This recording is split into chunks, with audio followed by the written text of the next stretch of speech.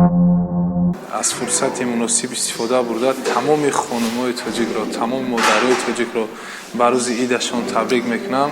بگذار همیشه در چهره زن تاجیک لبخندی زیبا باشد. بگذار همیشه مادر تاجیک خوشبخت باشد.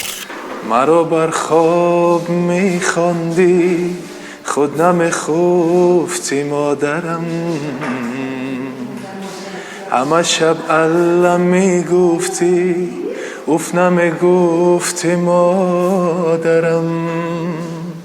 چقدر شبهایی به خوابی کشیدی از برای من، در این زمین بیشتی من توی جانم مادرم.